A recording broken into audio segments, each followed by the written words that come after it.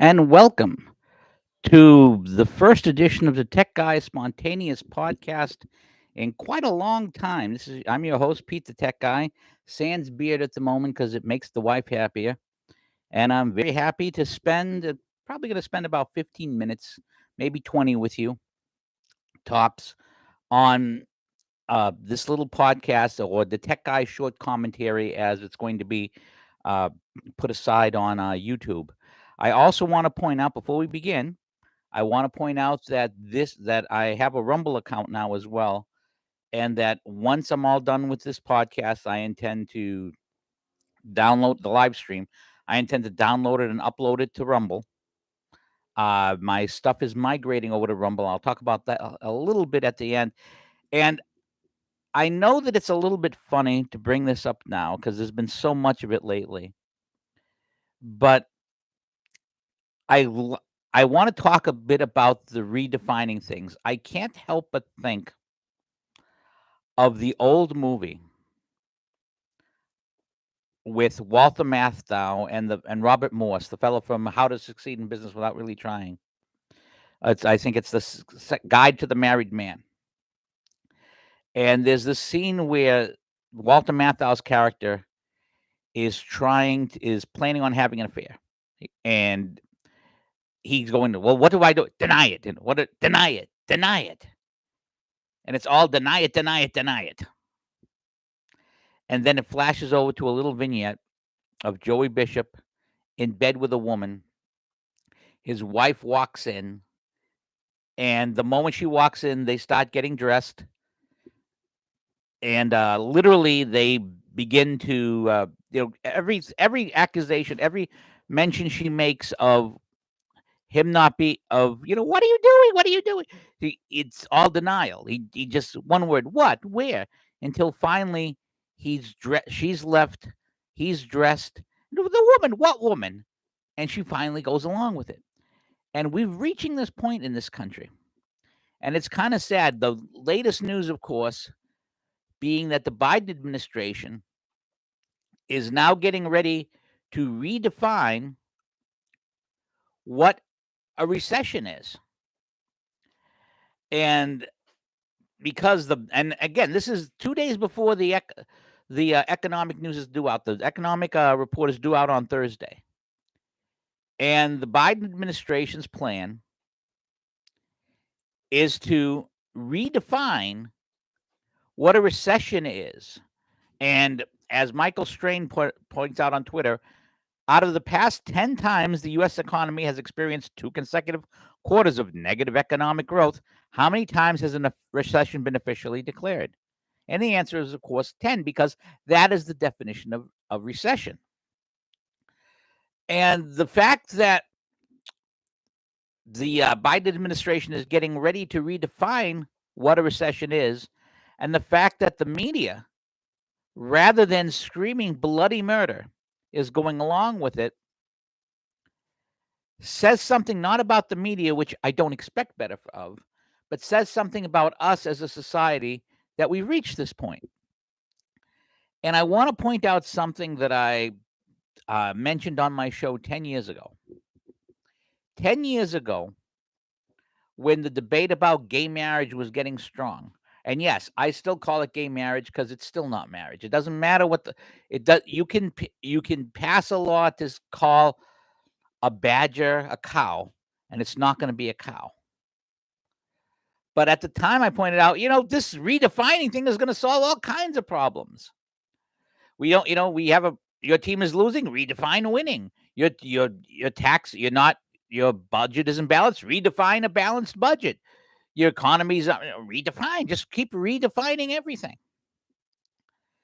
And this was a warning that I gave 10 years ago. And we've proceeded to this point because the warning after warning is being ignored. We're redefining things that are right in front of us. And of course, it's not going to stop.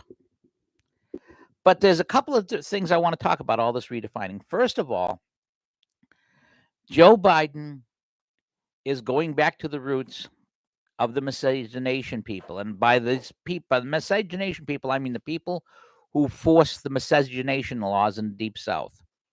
You see, they didn't like the idea of people of a different race marrying. So they redefined what a marriage was. Not because everyone since the beginning of time knew what a marriage was. They understood what marriage was, but they redefined it to conform with their racist sensibilities. And of course, we read the left did the same thing with marriage. And then they did the same thing with man and woman. And now they're doing it with recession. And the craze to redefine is not going to stop there. But the only reason why the craze to redefine works is because people go along with it. You cannot, stuff like this can only go along if people are willing to go along with it.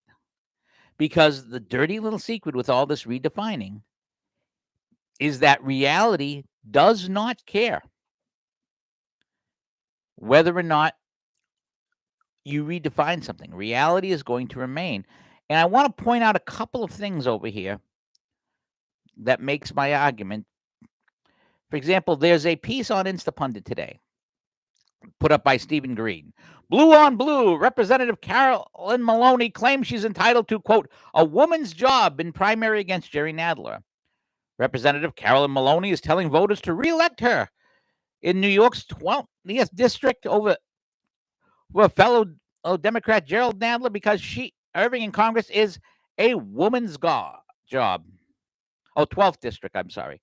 Maloney and Nadler were forced into a August 23rd member versus member primary in New York's new congressional maps, which were drawn by a special master after the state's high court threw out a pro-Democrat gerrymander. Nadler currently represents Manhattan's Upper West Side, while Maloney represents the Upper East Side. Both reps were first elected to Congress in '92 and share committees. In her first campaign ad released Monday, Maloney notes the Supreme Court's abortion jurisprudence predominant believe in gay marriage as issues animating her career in Congress and the New York City Council. Quote, being at the forefront of a woman's rights have taught me that we can fight back and win if we just don't quit. I approve this message because it taught me you cannot send a man to do a woman's job, she concludes. Now, what's most interesting about that ad is that she uses the word woman, a word that Democrats are unwilling to define, a word that their Supreme Court nominee, or who was just elevated to the highest court, is unable to define. But when it comes to an election, when it comes to I need to try and stay in Congress and retain my perks, suddenly the definition of a woman changes back to what everyone knows it's a woman. Suddenly, the falsehood doesn't apply anymore. Suddenly, I need to convince people to vote for me. I have to speak of reality. Suddenly, redefining words drops. And another great example comes from the Daily Wire today. Chicago mayor proposes $2.2 billion plan to entice NFL team to stay. Bears moving on to safer suburbs. On Monday, Chicago Mayor Lori Lightfoot proposed a $900 million to $2.2 billion Hail Mary to convince the Bears to stay in their home stadium of over 50 years.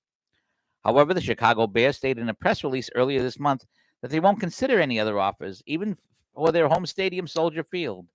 The NFL team reaffirmed that sentiment to ESPN this week, noting that they were set on moving to another location over 30 miles away. Quote, as part of our mutual agreement with the seller of that property, we are not pursuing alternative stadium deals or sites, including renovations to Soldier Field, while we are under contract. The Bears plan to move to Arlington Park, the longtime site of Churchill Downs thoroughbred racing in Arlington Heights. The area experiences well below the national median of crime levels, according to multiple crime statistical analysis. Census data reports that the area has a median household income of over $100,000, and just over 4% of the residents were in poverty. Conversely, Chicago suffers from high crime rates characterized by record numbers of shootings. Census data revealed that the city's median income had fallen of nearly 60. The city has a median income of $62,000, and over 17% of the residents are in poverty.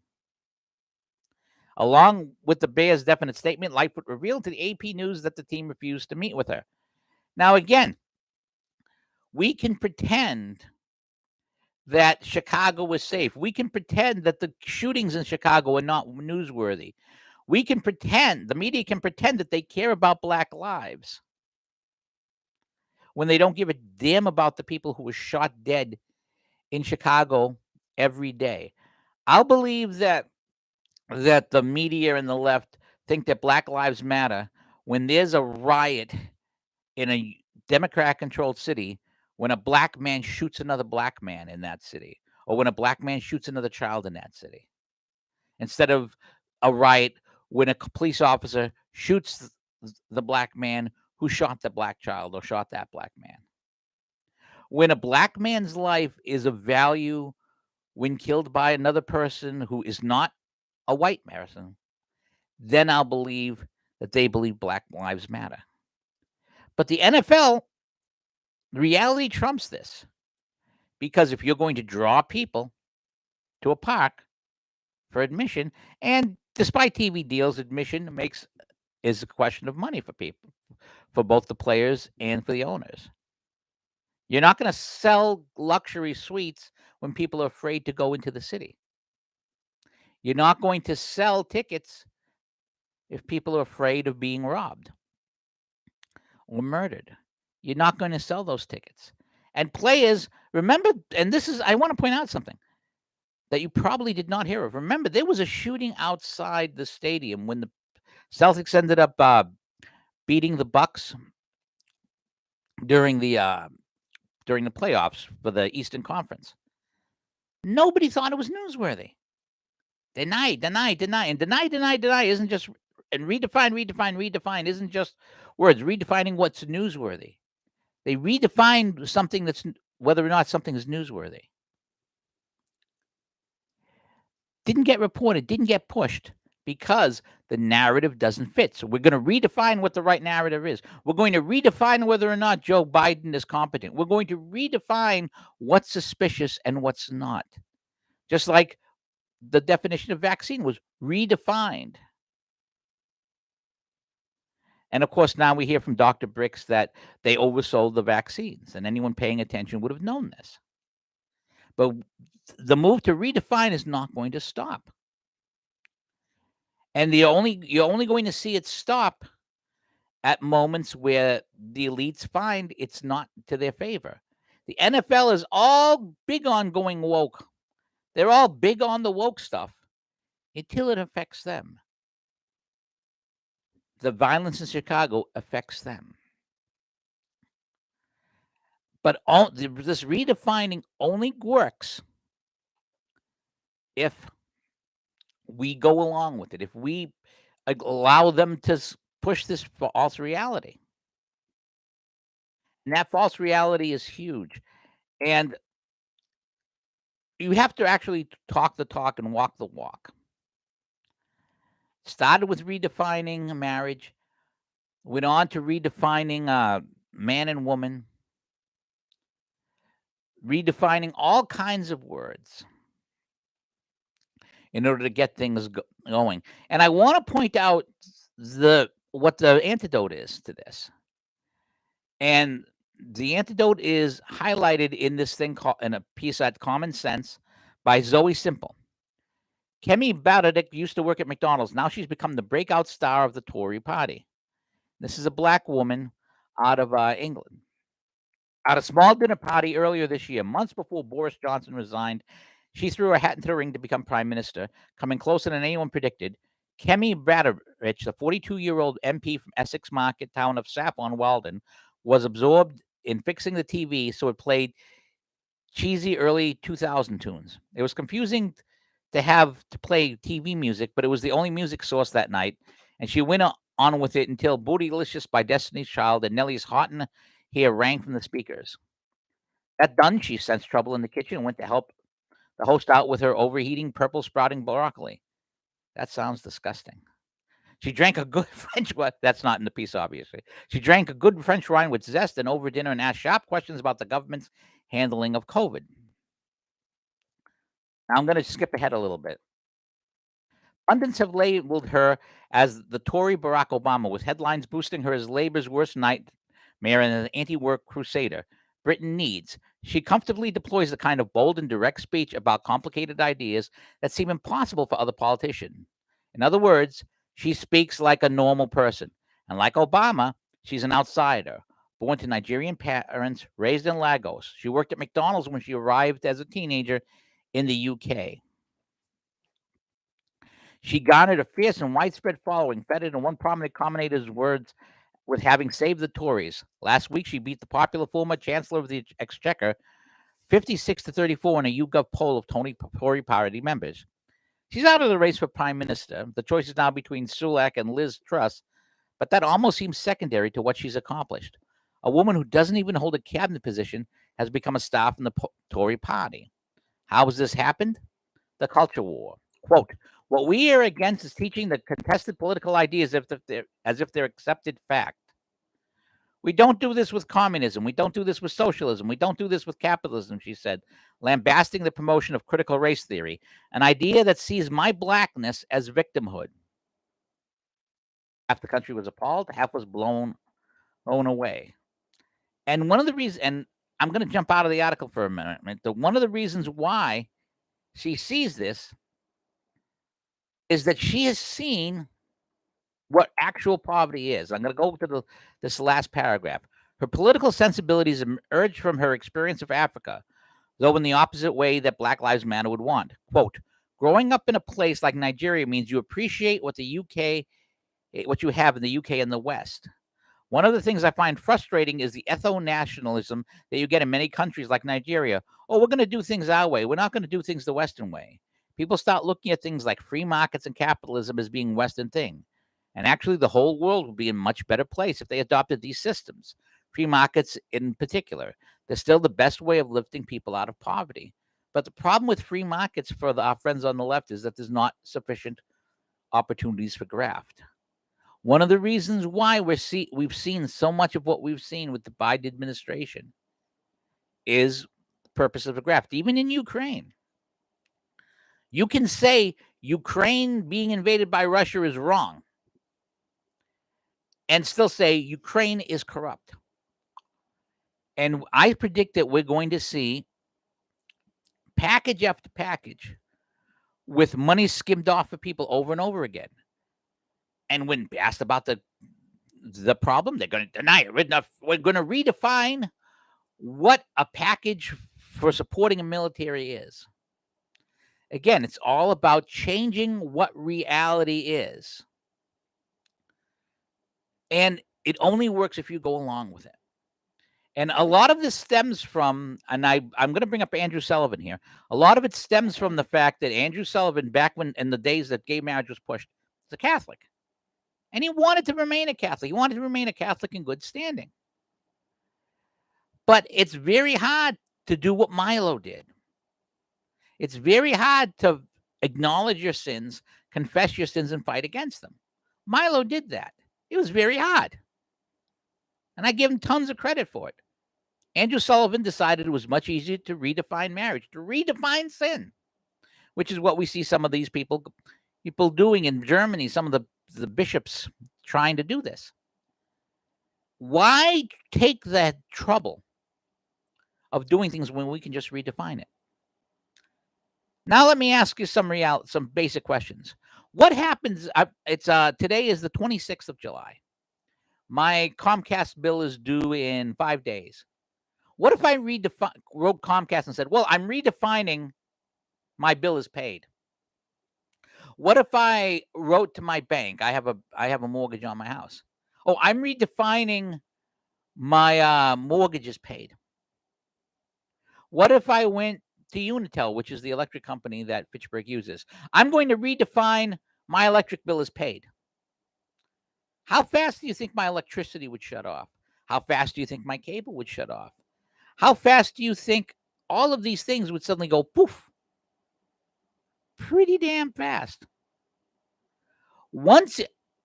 If you try to redefine what's suspicious behavior at the ballot box, if you redefine And things that help a Democrat, help the left, they're fine with it.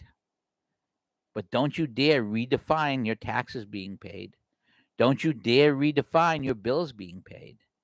Don't you dare redefine those things, because then somebody does not get their cash. Somebody does not get what they want. And that's when reality sets in. The Red Sox could redefine winning. They've been on a big losing streak. I don't know how they did yesterday against Cleveland. They were tied when I shut off the game while I was on my lunch break. But hey, you would not put up with your sports team redefining what a win is. But you're pulling this redefine what a woman is so that Leah Thomas can suddenly become a winner in women's sports. I'm surprised more people don't take advantage of this and redefine. Like, I could redefine myself as a woman and say, I'm now a minority-owned business. Why people are not doing this, I don't know. Probably because the courts won't put up with it, because reality doesn't care what you redefine. And that's the real lesson here. You can redefine recession all you want, but you will never, but it's not going to put food on your table. It's not going to pay your bills. It's not going to change the reality outside. And too many people have run away from reality. And that's what you get in a post-Christian society. Remember the words from the scripture, you shall know the truth and the truth shall set you free. You have to have the courage to say what the truth is out loud. Until, like right now, we've redefined courage and virtue as having the right opinions. That's not what virtue is. That's why it's called virtue signaling, because it's much easier to signal virtue than to show virtue. It takes a lot less effort, but it doesn't make you any better. And the real thing that keeps people going along with this, and this is my opinion here, is that once you stop redefining things, once you start seeing things, as my pastor says, in the light of truth, you have to examine yourself. A lot of these people don't like what they see. The biggest reality in life is that most individuals cause their own problems. Virtue signaling allows you to pretend that you aren't the source of your own problems a lot of times. Now, the individual can't stop the big things that are happening around them. They can change themselves. And until people have the courage to look at themselves, until people have the courage to say, this is what truth is, this is objective truth, things are going to fail. The reason why the U.S. was able to develop when other countries weren't was because they looked at reality. Science was not dependent on pleasing a particular faction. Engineering was not dependent on pleasing an individual faction. Until we stop redefining things, until we stop taking the easy way, this isn't going to change.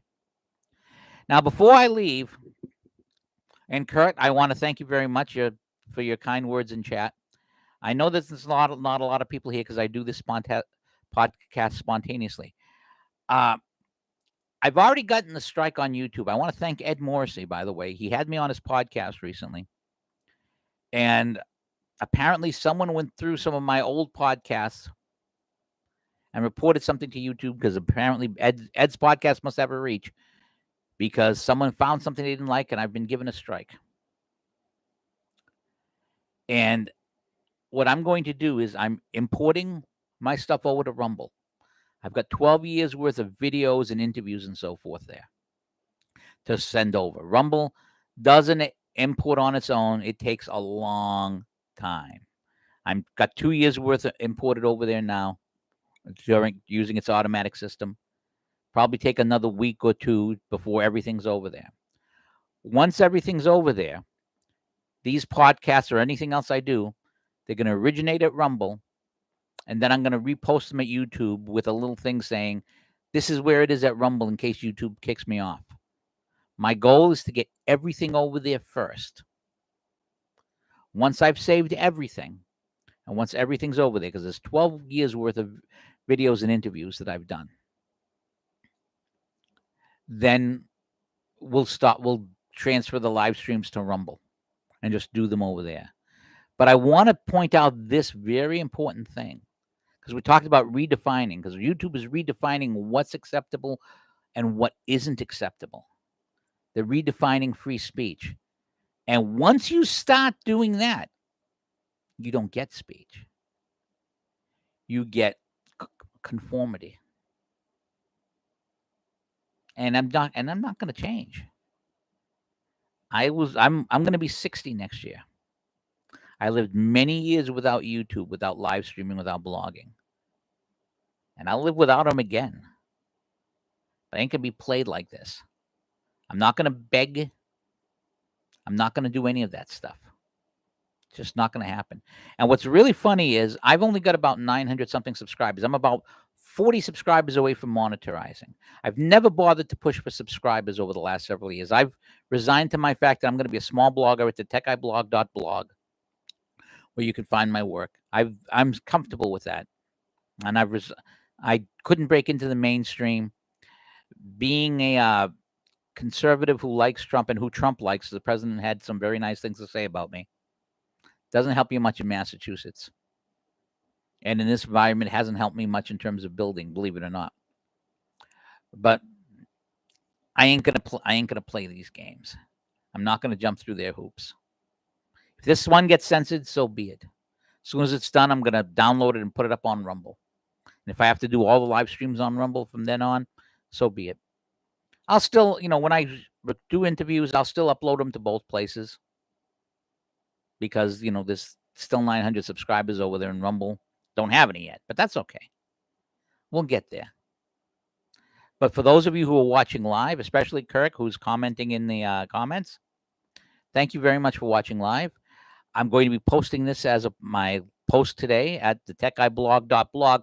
Point out the techguiblog.blog, not the techguiblog.com, because that's disappeared. There's been some interesting things that have happened with me in terms of the blog and so forth.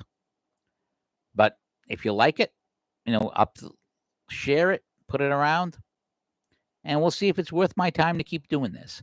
Meanwhile, till next time, this is Pete the Tech Guy saying thanks for watching, and a shameless plug. I do have a radio show on terrestrial radio still. It's called Your Prayer Intentions. It's every Saturday at noon. It's about a half-hour show.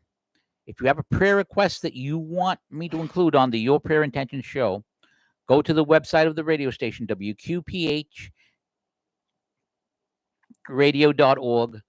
Click on the prayer wall and post your prayer intention. Be very happy to pray for it.